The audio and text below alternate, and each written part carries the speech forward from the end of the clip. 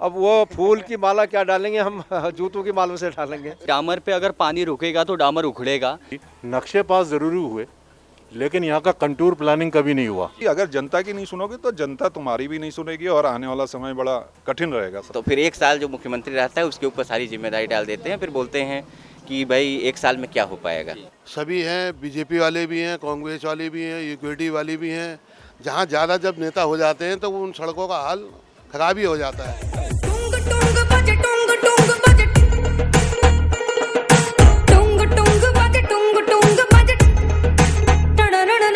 शहरों में शहर हल्द्वानी, नगरों में नगर हल्द्वानी। तो आज मैं आया हूँ आम्रपाली के पास अंबिका विहार, और यहाँ पर आने का एक ख़ास मेरा मकसद है कि आपको मैं कोई लोगों से मिलाना चाहता हूँ, किसी चीज़ से मिलाना चाहता हूँ।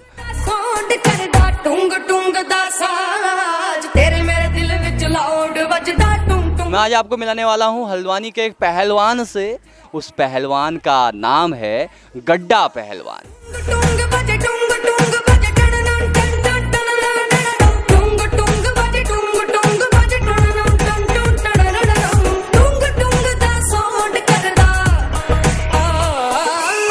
क्या कह सकते हैं हम तो बीजेपी तो अपना वो लूज कर रही है। हाँ। अपना ग्राउंड लूज कर रही है बीजेपी। ये अगली बार से हम बीजेपी को वोट शायद ही मिल पाए अब यहाँ से। तो ये रोड की जो बदहाली है ये कितने सालों से ऐसे ही है? ये करीब 14 में बनी थी जी। उसके बाद तो नहीं बनी। अच्छा, 14 के बाद हाँ कांग्रेस सरकार में बनी थी शायद। जी जी। 14 के बाद इस रोड की सुध लेने वाला यहाँ पर कोई नहीं है। गड्ढे हैं, गड्ढों से समस्याएं बहुत सारी हैं। तो वैसे नॉर्मली तो समस्याएं हमें भी आती हैं, सभी को आती हैं। तो आपको क्या क्या समस्याएं आती हैं? अरे इसमें तो पैदल चलना मुश्किल है और गाड़ियाँ तो दूर की बात रही, पैदल चलना बड़ा दूभर है।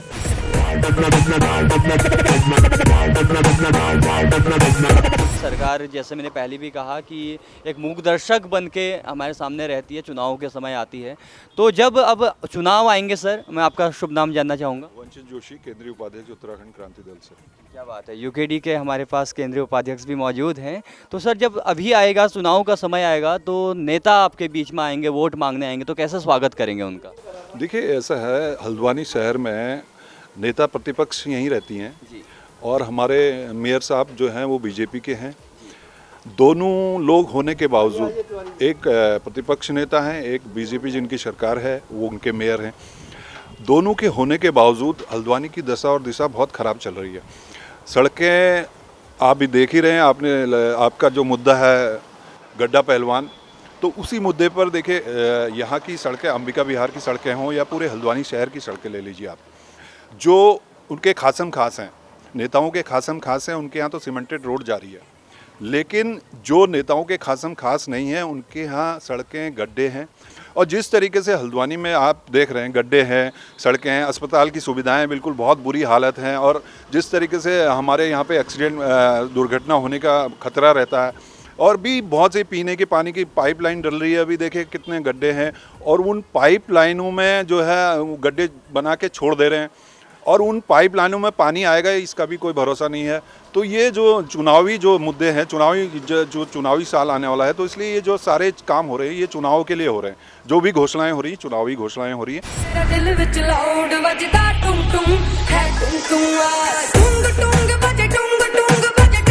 ये छोटी छोटी चीज़ें हैं, ये तो मूलभूत आवश्यकताएं हैं। देखिए सड़क हो गई, स्वास्थ्य हो, शिक्षा हो और पीने का पानी हो, ये सारी चीज़ें तो ऐसी हैं कि इनको होना ही होना है। ये तो जनता की समस्या है, ये तो जनता को कहना ही नहीं चाहिए।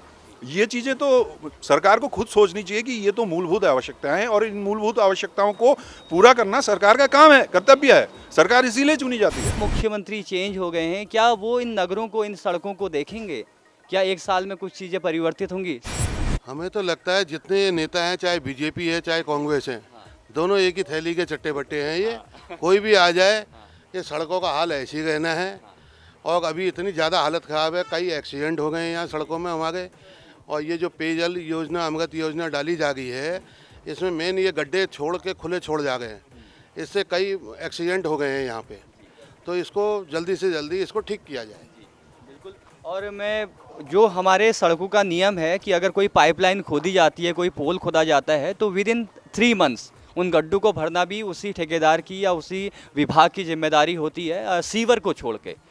तो सभी जितने काम होते हैं वो बोले, लेकिन ये भरे नहीं जाते, ठेकेदार काम छोड़ के चले जाते हैं। तो हमारे साथ मौजूद हैं जगदीश जी, जगत जी जो कि हमारे इस अंबिका विहार के अध्यक्ष भी हैं।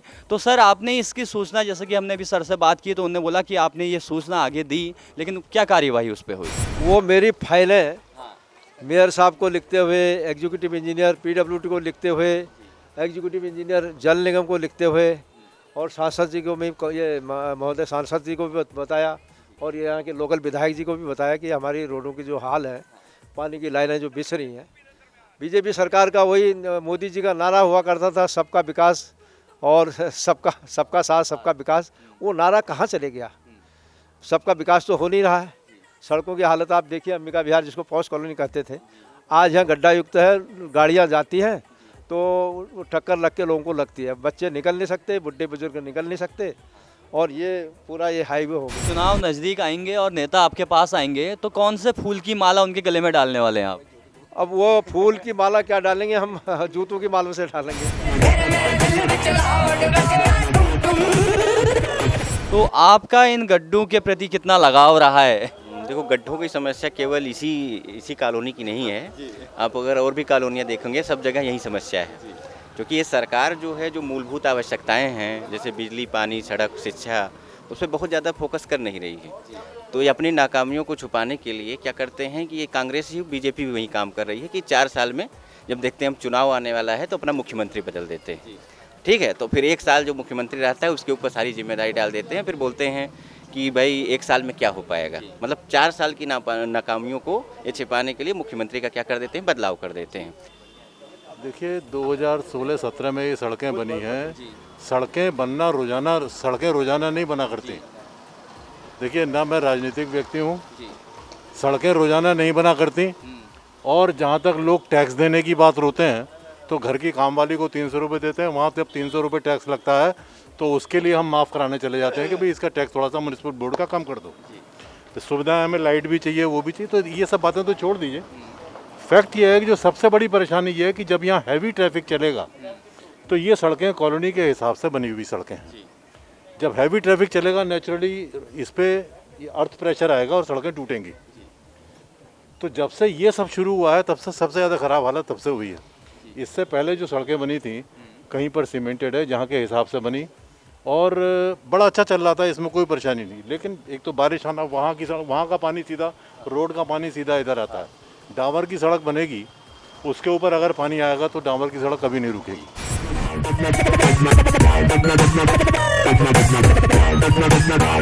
जो जन समस्याएं हैं, जो मुद्दे हैं, उन पे हमने बात की। जी बिल्कुल, और हमने जाना कि वास्तव में जब हम गहराई में उतरे तो कारण बहुत सारे आए। कारण आया कि कई सालों से इस रोड का निर्माण नहीं हुआ, तो ये कारण है। इस रोड को, जो गली वाली रोड है, इसको हाईवे बना दिया गया तो इसकी जो डामर है वो उखड़ गया, गड्ढे हो गए, इसका कारण ये भी है। तीसरा कारण है कि इस डामर पे पानी जमा हो जाता है, नालियाँ जाम हैं, एक कारण ये भी सामने आया। और एक बड़ा कारण ये सामने आया कि निर्माण कार्य पूरा कराया जाता है लेकिन ठेकेदार द्वारा या विभाग द्वारा उनको भरा नहीं जाता। जैसे कि उदाहरण के तौर पे अगर कहीं पर पोल गाड़ा जाता है तो पोल गाड़ के ठेकेदार चले जाता है, लेकिन उसके आसपास जो उसने तोड़फोड़ की है उसको सही नहीं करता है। तो इसी तरह आप बने रहिए JJN न्यूज़ के साथ, देखते रहिए। हम रोज़ कोई ना कोई जगह जाके, कोई ना कोई शहर में जाके, कोई ना कोई गली में जाके आपको उस गली के उस मुद्दे से जोड़ेंगे, इस पहलू के माध्यम से और गड्ढे पहलवान के माध्यम से उन गलियों से आपको रूबरू कराएंगे। तब तक के लिए आप देखते रहिए दीपांशु कुंवर के साथ JJN न्यूज़।